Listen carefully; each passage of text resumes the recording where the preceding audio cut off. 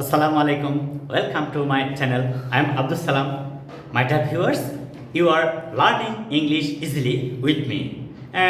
Every videos can help you to learn English better and in a systematic way. Today I am going to make this video class especially for single word, that is a preposition, that is at.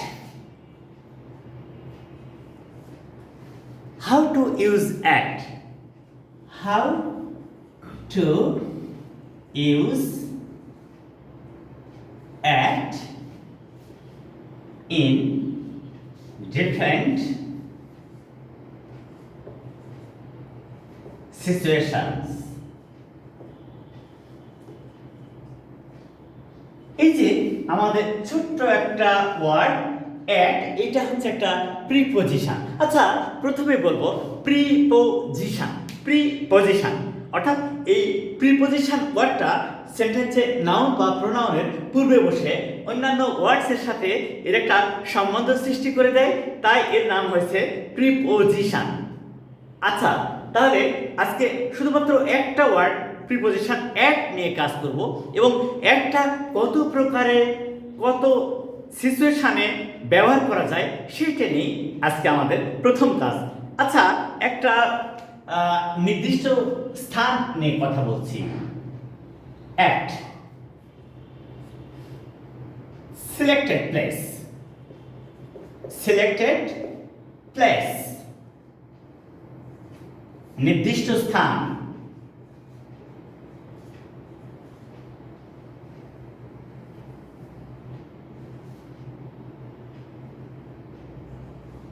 নির্দিষ্ট স্থান। এই যে নির্দিষ্ট স্থান নিয়ে যখন আমরা বলছি তখন কিভাবে বলা যায়, চমৎকার একটা ইংলিশ লেখা যায় কিন্তু, সেটা কি? যেমন she stands for me at the corner of the street. আচ্ছা, দেখো তো এইটা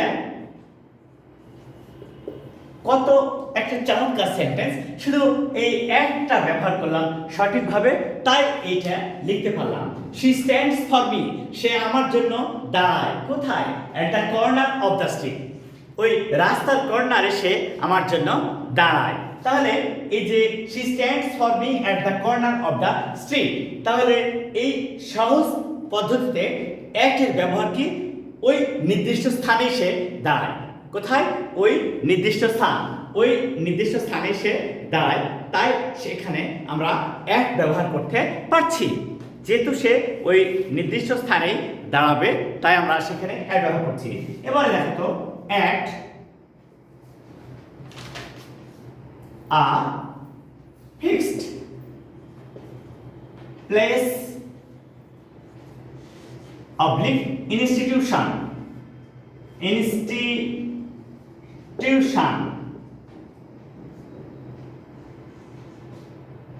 নির্দিষ্ট প্রতিষ্ঠান। আচ্ছা, কোনো নির্দিষ্ট প্রতিষ্ঠান বোঝালে আমরা কিন্তু সেখানে at ব্যবহার করতে পারবো। যেমন he has been working at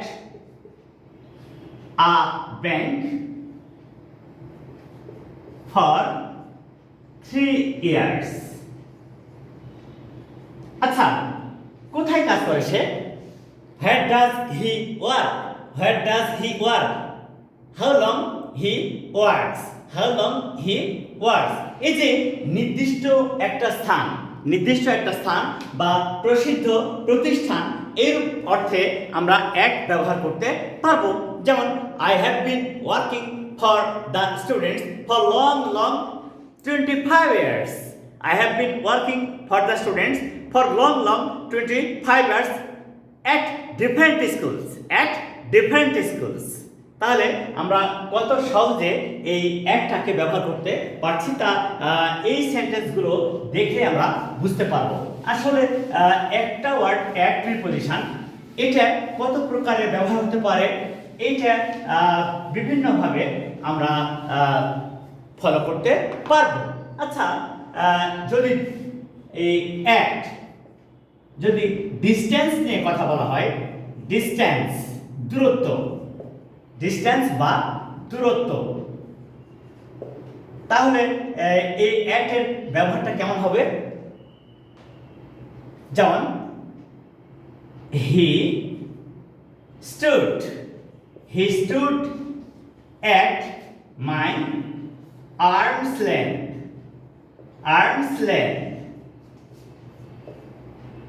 he stood at my arm's length। দেখো কত মজার ব্যাপার, হি stood at my arms length, say arms length মানে আমার বাহুটা যত দূর যায় এতটুকু দূরে সে দাঁড়িয়েছিল, সে খুব বেশি দূরে দাঁড়িয়েছিল না। হি stood at my arms length, তাহলে কত সহজেই চমৎকার কিছু বিষয় দেখা যায়। আচ্ছা, তুমি যদি বলো I saw a purse at my arm's length,